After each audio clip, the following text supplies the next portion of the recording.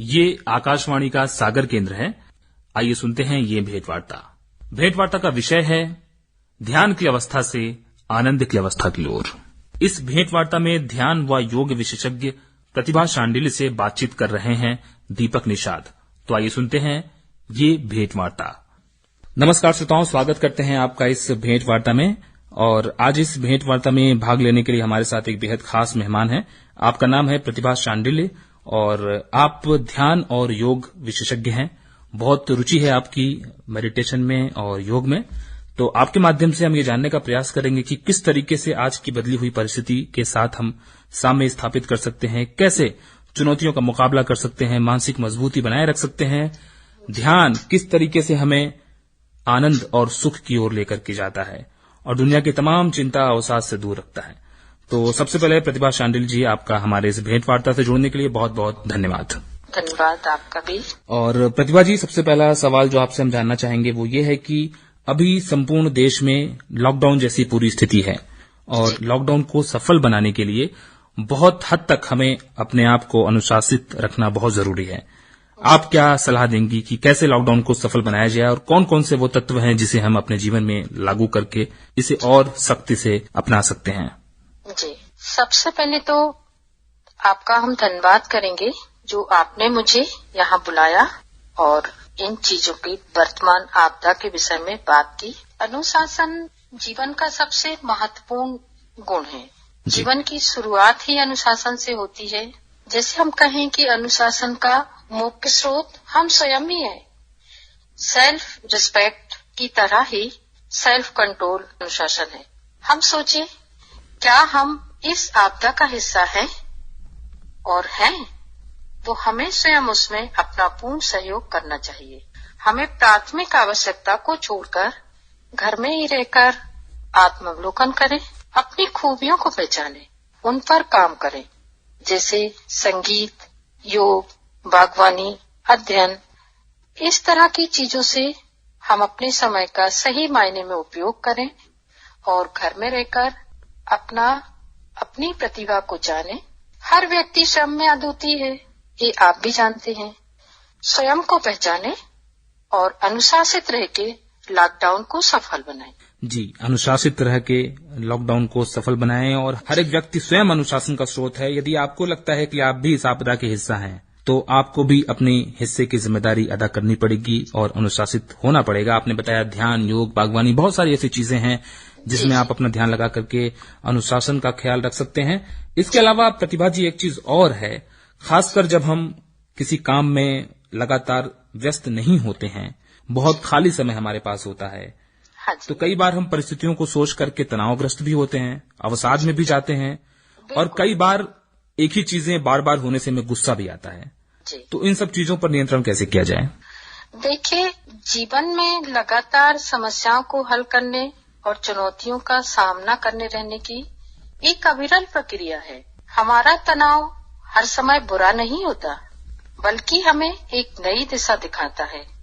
क्रोध हमारे लिए जहर का काम करता है और हमारी ऊर्जा को नष्ट भी कर देता है। इससे मुक्त होने के लिए हम ध्यान का सहारा लेते हैं। गुस्से और तनाव के समय कोशिश करें हम शांत मन से बैठ जाएं और अपने अंदर जाके सोचें कि क्या क्रोध हमारी इस समस्या का या हमारी इस आपदा का हल कर सकता है।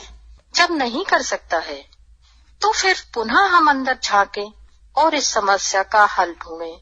उसके लिए मैंने जैसा बोला कि हम ध्यान के द्वारा इस चीज से निजात पा सकते हैं। हमारा अपना तनाव किस चीज के लिए है? क्या हम अपनी फैमिली के साथ खुश नहीं हैं? क्या हम इस आपदा से भयभीत हैं? नहीं, हम ध्यान के द्वारा अपने क्रोध को कम कर सकते हैं, अपने तनाव को कम कर सकते हैं।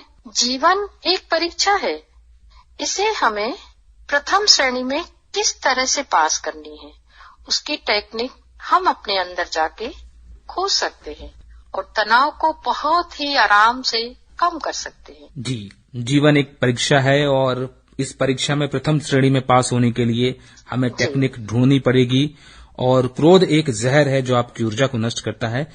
मन शांत करने के लिए जरूरी है कि खुद के भीतर आप उतर जाइए, खुद में ध्यान लगाइए, ऐसा आपका कहना है। और गुस्से और तनाव की बात तो हमने की, लेकिन गुस्से और तनाव को काबू पा करके उससे एक चरण आगे, एक कदम आगे हम खुश और आनंदित कैसे रह सकते हैं। तमाम विपदाओं, आपदाओं और चुनौतियों के बावजूद भी हम शांत रहें, स्थिर रहें, संयमित रहें, अनुशासित रहें और इसके साथ ही साथ खुश भी रहें, आनंदित भी रहें। जी, इस प्रक्रिया में हम कैसे आ सकते हैं? ये बहुत शानदार प्रश्न है आपका। जीवन जीने का नाम ही आनंद है। हम खुश कैसे रहें? जैसा कि मैंने पहले ही कहा है, हर व्यक्ति अद्वितीय होता है। हम अपने पसंदीदा विषय को पहचाने कि हमें क्या करने में आनंद आता है। वास्तविक आनंद के लिए हम उसके लिए खुशी अपने अंदर झांक कर ढूंढें। इस महीने के सफर में मुझे 1 मिनट भी नहीं मिला जिससे मैं कहूँ कि बोर हो रही हूँ। मुझे संगीत में रुचि है, अध्ययन में रुचि है। नेचर ने आपको स्वयं को पहचानने का एक सुनहरा अवसर दिया है। उसका भरपूर लाभ लेने के लिए, सदैव प्रसन्न रहने के लिए नेचर के साथ जिएं, परिवार के साथ सभी से प्रेम करें। जीवन का मुख्य पहलू प्रेम होता है। प्रेम ज्यादा खुशी, प्रेम से ज्यादा आनंद कहीं नहीं है। संसार को प्रेम की आवश्यकता है। वास्तविक आनंद योग से हासिल होता है। योग का अर्थ है एकीकरण, मतलब एकता। प्रेम हमारी प्रत्येक कोशिश को आनंदित कर देता है, जिसे हम बहुत हद तक योग और ध्यान से हासिल करते हैं। वास्तव में खुशी का आधार ही मधुर प्रेम है। कितना भी चुनौतीपूर्ण पल हो, हम प्रेम से उसमें रुचि लेने लगते हैं। इसी तरह से इस आपदा की घड़ी में यदि हम परिवार में आंतरिक रूप से दूर रहकर सारे संसार से प्रेम करते हैं, तो ये चीजें मुझे आसान लगने लगती हैं और हर समय हम खुश रह लेते हैं। जी, इन परिस्थितियों को भी आसान बनाया जा सकता है और ये तमाम जो चीजें हैं, इससे कहीं ऊपर प्रकृति से प्रेम और किन चीजों से आपका ज्यादा जुड़ाव है, आपके पसंदीदा विषय क्या हैं, उसे पहचान करके भी आप जीवन में प्रेम और आनंद ला सकती हैं। और प्रेम तो सर्वोच्च अवस्था है किसी चीज को प्राप्त करने की। बहुत अच्छी बात है प्रतिभा जी। और हमने आनंद की बात कर ली, हमने खुशी की बात कर ली, लेकिन इसके विपरीत एक परिस्थिति ऐसी बनती है, एक स्थिति ऐसी बनती है जिसमें एक डर का भी माहौल होता है। भय भी लोगों के दिमाग में कहीं न कहीं व्याप्त होता है और वो भय ऐसा होता है कि जिसका हकीकत की धरातल से बहुत दूर दूर तक शायद कोई वास्ता ना हो, लेकिन फिर भी वो भय हमें अंदर अंदर सालता रहता है, खोखला करता रहता है। तो उस भय से निजात कैसे पाएं हम? देखिए, डर एक स्वाभाविक प्रक्रिया है, परंतु डर के दोनों पहलू हैं, नकारात्मक और सकारात्मक। यहाँ वर्तमान आपदा की परिस्थिति में हम डर को सकारात्मक रूप में लेते हैं। हम सब डर रहे हैं, इसीलिए घर में रुके हुए हैं, लेकिन अपने ऊपर हम डर को हावी न होने दें। हम अनुशासित रहकर अपने जीवन का निर्वाह करें। संसार में जो भी घटित होता है, कुछ भी अकारण नहीं होता। हर घटना का, हर आपदा का कारण होता है। जैसे हम कहें, दिन और रात, धूप छांव, सुख दुख, यह सब जोड़े से चलते हैं। जो भी परिस्थिति है वो खत्म होगी। हम सब इससे डरे नहीं, बल्कि सावधानी रखें। अपने अंतर्मन की सफाई पर ध्यान दें। जीवन पुनः एक नया आयाम लेकर आएगा। ध्यान से हम डर बहुत हद तक काबू पा लेते हैं। जब हम अंदर से स्ट्रांग होते हैं, हमारा विल होता है, तो हमें कोई कोरोना का डर नहीं सताएगा। हम इस बात का अपने अंतर्मन की अनुभव करके, स्वयं का अनुभव हमारा कह रहा है कि हम किसी भी आपदा से लड़ने में सक्षम हैं। बस घर में रहें, स्वयं का ध्यान रखें। जी, हम किसी भी आपदा से लड़ने में सक्षम हैं और हर एक चीज की दो बातें होती हैं, हर एक बात का दो पक्ष होता है। कभी धूप तो कभी छांव, कभी सुख तो कभी दुख। प्रकृति भी अपने आप को बदलती है और कोई भी पल, कोई भी क्षण स्थायी नहीं होता है। ये डर है, लेकिन डर हमें सावधान करने के लिए है, डर हमें डराने के लिए नहीं है। बहुत अच्छी बात है प्रतिभा जी। और एक और महत्वपूर्ण विषय है जिसके ऊपर आपसे हम चर्चा करना चाहेंगे, वो है होड़। हम जब बात पढ़ाई की करते हैं या पेशेवर जिंदगी में आगे जाने की बात करते हैं तो वहां हम प्रतिस्पर्धा की बात करते हैं। प्रतिस्पर्धा बहुत हद तक एक सकारात्मक शब्द है, लेकिन जब हम होड़ की बात करने लगते हैं तो होड़ हमें नकारात्मकता की तरफ लेकर के जाती है। तो यहाँ हम वर्तमान परिस्थिति में जिस होड़ की बात कर रहे हैं वो है चीजों की संग्रह करने की, चीजों को स्टॉक करने का। तो ये जो होड़ है कि हमें कल ये चीजें मिलेंगी कि नहीं मिलेंगी, क्या ये होड़ हमें सही दिशा की तरफ लेकर के जा रहा है, इसके ऊपर कैसे हम काबू पा सकते हैं? जैसा आपने बोला कि हर चीज के दो पहलू होते हैं, सकारात्मक और नकारात्मक। यदि हमें होड़ करना है, इस आपदा में भी अगर हम होड़ करना चाह रहे हैं तो हम होड़ करें जो लोगों की हेल्प कर रहे हैं, हम किस तरह से मदद करें वो होड़ करें, हम कैसे लोगों के काम आए इस चीज के लिए हम प्रतिस्पर्धा करें। हमारा अपना समाज में क्या रोल है, हम लोगों को कैसे इस आपदा से मुक्त करने के लिए काम कर सकते हैं। अगर हम इस तरह से होड़ नहीं कर रहे हैं तो हमारा रवैया विचारणीय है। यह पूरा संसार हमारा है, हम पूरे संसार के हैं, ये हमारा एक परिवार है। और जब परिचित और अपरिचित का भेद है, सिर्फ इसके अलावा इस संसार में कोई भी ऐसा नहीं है जो हमारा अपना नहीं हो। जब सारा जगत ही हमारा है, हम सबको भाई बहन माने। और जिस चीज के लिए प्रकृति हमें सिखा रही है कि आपको जितना चाहिए आप उतना ही लें, वर्तमान परिस्थिति में हम किराना, सब्जी और दूध के अलावा कुछ नहीं ले रहे, तो वास्तव में हमें इतना ही चाहिए। प्रकृति हमें सिखा रही है कि इसके अलावा हम घरों में सामान भरने से बचें और इस व्यर्थ की होड़ से दूर रहें। जो एक ही शहर में रह रहे हैं वो तो हमारे भाई बहन है ही, और उन सारी चीजों के वो भी हकदार हैं जो दैनिक जीवन में हमें चाहिए। जैसे पेड़ की छांव बड़ा या छोटा देखकर नहीं देता है, नदियां अपना पानी सबको समान रूप से देती है। इतना ही विशाल हृदय हम अपने आप को बनाए, अपने ही परिवार में किस बात की होड़। इस उदार हृदय को पालन करते हुए हमारा चरित्र और शिष्टाचार को हम पालन करें और सारे भाई बहनों को एक समान मानकर उनके हक से वंचित ना करें। बहुत महत्वपूर्ण बातें आपने बताई प्रतिभा शांडिल्य जी कि हम वसुधैव कुटुंबकम की परिपाटी में विश्वास रखने वाले लोग हैं और प्रकृति हमारी जरूरतों को पूरा कर सकती है, हमारे लालच को पूरा नहीं कर सकती है। नीड को पूरा कर सकती है लेकिन ग्रीड को नहीं। इसलिए हमें इस बात का ध्यान रखना जरूरी है कि हमें यदि होड़ करना है तो सकारात्मक चीजों का होड़ करना है। लोगों तक चीजें कैसे पहुंचें हम इसके लिए होड़ करें, लोग भूखे ना रहें हम इसके लिए होड़ करें, लोगों के लिए मदद कैसे कर सकते हैं हम इसके लिए होड़ करें। और याद रखें कि जिन चीजों की जरूरत हमें है उन चीजों की जरूरत हमारे दूसरे भाई बंधुओं को भी है। जब ये भावना हमारे अंदर आएगी तो निश्चित रूप से किसी प्रकार की कोई होड़ नहीं रह जाएगी। बहुत अच्छे तरीके से आपने इस चीज को समझाया। आखिरी में प्रतिभा जी आपसे एक चीज और हम जानना चाहेंगे।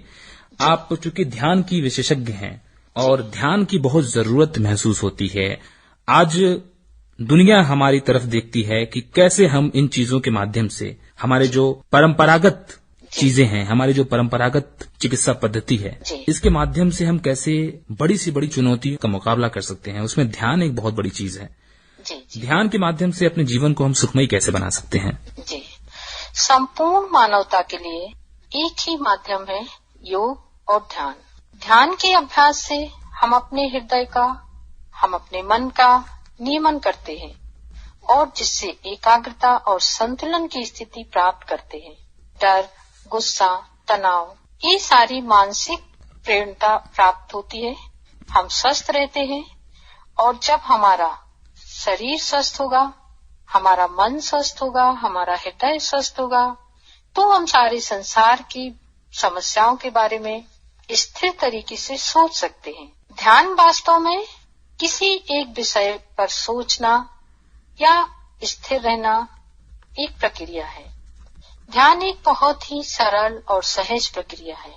हम अपने अनुभव से कह रहे हैं कि ध्यान के आधार पर हम अपने आप को स्थित प्रज्ञ की स्थिति में ला सकते हैं। ये हमारा अनुभव है। ध्यान एक बहुत ही सरल प्रक्रिया है। इसको हमने 3 चरणों में डिवाइड किया है। ध्यान का हमारा पहला चरण है रिलैक्सेशन और मेडिटेशन। जब हम अपने शरीर को पूरी तरह से शांत और रिलैक्स करते हैं, तब हम मेडिटेशन की स्थिति को बहुत जल्दी प्राप्त करते हैं। अब ये तरह तरह के रोज कोरोना के मैसेज, रोज नेगेटिव चीजें, पूरे दिन जो इमेज हमारे ऊपर कलेक्ट हो जाती हैं, उस आवरण को हम कैसे दूर करें और कैसे हम आराम की नींद लें। उसके लिए ध्यान में एक प्रक्रिया है सफाई। क्लीनिंग के द्वारा हम अपनी अनवांटेड चीजों को हटा देते हैं और ध्यान करते हैं। अब तीसरा प्रश्न आता है कि हम ध्यान कैसे करते हैं। तो जो स्रोत है, जिसको सारी मानवता में एकजुटता में बांध के रखा है, उस स्रोत से जुड़ने के लिए एक टूल हमारे पास है, उसे हम प्रेयर कहते हैं। जैसे ही हम प्रेयर करते हैं, हम उस स्रोत से जुड़ जाते हैं और हमारा अंतःमन उन शक्तियों को खींचने लगता है जो हमें अपनी इनर कंडीशन से ऊपर ले जाती है। और फिर प्रेयर के साथ हम तीसरे चरण में ध्यान करते हैं। इस तरह एक खुशहाल जीवन, मानवता से प्रेम, स्वास्थ्य लाभ ध्यान से अर्जित किया जा सकता है। वैसे तो हम कह सकते हैं और ये प्रमाणित है कि ध्यान के 100 फायदे हैं, लेकिन हमारे जीवन को सुनियोजित करने का रास्ता ध्यान की प्रक्रिया से ही संभव है। इस तरह से संपूर्ण मानवता को, संपूर्ण भाई बहनों को एक दिव्य रास्ता के लिए एक साथ बांध के रखने के लिए ध्यान की प्रक्रिया है, जिससे लोग अपने आप में खुद स्ट्रांग होंगे, खुद का विल डेवलप होगा, और जब खुद को व्यक्ति पहचानने लगता है तो एक सफल रास्ते पर चल पड़ता है। मन और हृदय को नियत करने की प्रक्रिया है ध्यान, और ध्यान और योग भारतीय संस्कृति का संसार को दिया गया सबसे बड़ा उपहार है। बहुत अच्छा लगा आपसे बातचीत करके प्रतिभा शांडिल्य जी। बहुत बहुत शुक्रिया अदा करना चाहते हैं आपका कि आपने हमारे श्रोताओं के लिए वक्त निकाला और आकाशवाणी सागर से इतने महत्वपूर्ण विषय पर आपने बात की। बहुत बहुत शुक्रिया आपका। अभी आप सुन रहे थे ध्यान व योग विशेषज्ञ प्रतिभा शांडिल्य से दीपक निषाद की बातचीत। बातचीत का विषय था ध्यान की अवस्था से आनंद की अवस्था की ओर। ये आकाशवाणी का सागर केंद्र है।